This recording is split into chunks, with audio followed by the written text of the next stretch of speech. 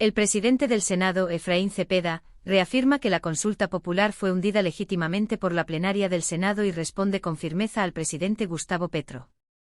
En un nuevo capítulo de tensión institucional, el presidente del Senado, Efraín Cepeda, dejó clara su postura frente a la controversia suscitada por la fallida consulta popular impulsada por el gobierno de Gustavo Petro. En una contundente carta dirigida directamente al jefe de Estado, Cepeda cerró toda posibilidad de reinterpretación de lo sucedido durante la votación, y reiteró que el hundimiento del mecanismo democrático se dio de manera legítima, mediante votación nominal en la plenaria del Senado. Este pronunciamiento tiene especial relevancia porque se adelantó al plazo que había fijado el ministro del Interior, Armando Benedetti, quien había exigido al Congreso un pronunciamiento oficial antes del 1 de junio. No obstante, Cepeda decidió anticiparse y aclarar, de una vez por todas, que el Congreso ya se había pronunciado de forma clara y definitiva sobre el tema. La respuesta del presidente del Senado llegó en una carta breve, pero precisa, en la que con tono institucional deja en evidencia que el Ejecutivo está insistiendo en una narrativa que no corresponde con los hechos documentados y certificados por el propio Senado. En el documento, Cepeda recuerda que fue el 14 de mayo de 2025 cuando la plenaria, en sesión formal y mediante votación nominal, negó el concepto favorable a la consulta popular, con una votación de 49 votos en contra y 47 a favor. Una votación cerrada, sí, pero absolutamente válida y dentro de los marcos legales establecidos. Cepeda abrió su carta de manera respetuosa pero firme. Señor presidente, reciba un cordial saludo. Mediante la presente en atención a la misiva radicada el 1 de mayo con asunto, solicitud concepto favorable del Senado sobre convocatoria de la consulta popular, informo lo siguiente: el día 14 de mayo de 2025 en sesión plenaria del Senado de la República, la Corporación, mediante votación nominal, decidió negar el concepto favorable, con resultado de 49 votos por el no y 47 por el sí, tal como consta en la certificación de dicha votación expedida por el secretario general del Senado. Este pronunciamiento desmiente directamente las declaraciones del ministro Benedetti, quien venía argumentando que había un supuesto vicio de procedimiento en la votación, alegando que la proposición no fue debidamente anunciada. Sin embargo, esta versión fue desmentida tajantemente por el secretario general del Senado, Diego González, quien emitió un documento detallado en el que dejó constancia del cumplimiento riguroso de los protocolos legislativos. González, con argumentos jurídicos y administrativos, fue enfático al señalar que no existía una proposición formal, por lo tanto, no había necesidad de anunciar algo que no se había presentado.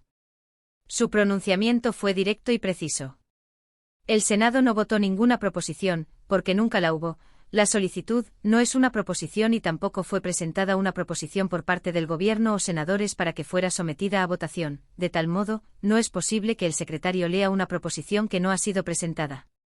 Estas palabras del secretario despejaron las dudas sembradas por el Ejecutivo y dejaron ver que el Senado actuó dentro de los marcos legales, siguiendo los procedimientos establecidos. No se trató, como insinúa el Gobierno, de una maniobra oscura o irregular, sino de una decisión ajustada a la legalidad y al reglamento del Congreso. La reacción del ministro Benedetti, sin embargo, fue inmediata. Horas después del pronunciamiento del secretario del Senado, anunció que si el Congreso no reabría la votación, el presidente Gustavo Petro expediría un decreto desde la Casa de Nariño para convocar la consulta popular de manera directa. Este anuncio encendió alarmas tanto en sectores políticos como jurídicos, ya que implicaría una grave ruptura con la separación de poderes y un desconocimiento de las competencias del Congreso. Para muchos analistas y sectores políticos, lo planteado por el Gobierno es un precedente peligroso, que pone en riesgo la institucionalidad del país. La posibilidad de que el Ejecutivo ignore una votación oficial del Legislativo y actúe por decreto es vista como una forma de autoritarismo encubierto, lo cual ha generado rechazo incluso entre algunos sectores independientes. Frente a esta amenaza, Efraín Cepeda fue contundente. No solo reiteró que la consulta ya fue hundida de forma legal, sino que advirtió que si el presidente insiste en convocarla por decreto, acudirá de inmediato a las instancias judiciales, entre ellas el Consejo de Estado, para frenar lo que calificó como una grave arbitrariedad. Es absolutamente ilegal, es una violación a la autonomía de dos poderes públicos, no solamente el legislativo, sino el poder judicial, porque si alguien no está de acuerdo con una decisión, debe ir hasta los jueces y ellos son los que toman la decisión, no de un solo plumazo. Si ellos quieren hacerlo, nosotros acudimos al Consejo de Estado y estoy seguro de que les tumban eso por arbitrarios, sentenció Cepeda. Estas declaraciones no solo evidencian el pulso político entre el Congreso y la Presidencia, sino que también alertan sobre un posible choque de trenes institucional sin precedentes en la historia reciente del país. Para Cepeda, no se trata simplemente de una diferencia política, sino de la defensa de los principios democráticos y del respeto entre los poderes del Estado. Lo que está en juego no es solamente una consulta popular, sino la salud institucional de Colombia. Permitir que el Ejecutivo imponga decisiones ignorando la voluntad del Legislativo sería abrir la puerta a un modelo de gobierno donde las reglas del juego democrático quedan supeditadas al poder de turno. En este contexto, la respuesta de Cepeda no solo representa un acto de institucionalidad, sino también un llamado a todos los actores políticos y a la ciudadanía en general a defender el equilibrio de poderes y la legalidad como pilares fundamentales del Estado de Derecho. Cabe recordar que el presidente Gustavo Petro ha insistido en la consulta popular como una herramienta para legitimar sus reformas, especialmente frente a los bloqueos legislativos que ha enfrentado. Sin embargo, esta insistencia, sin los debidos trámites y respaldos institucionales, pone en riesgo la democracia representativa. La estrategia del gobierno de presentar la negativa del Senado como una jugada oscura o ilegítima no ha logrado convencer a la mayoría del Congreso, ni a expertos constitucionalistas que han respaldado la postura del Senado. Incluso voces dentro del mismo pacto histórico han expresado preocupación por la posibilidad de gobernar por decreto en un tema tan delicado como una consulta popular. La tensión continúa y las próximas semanas serán decisivas.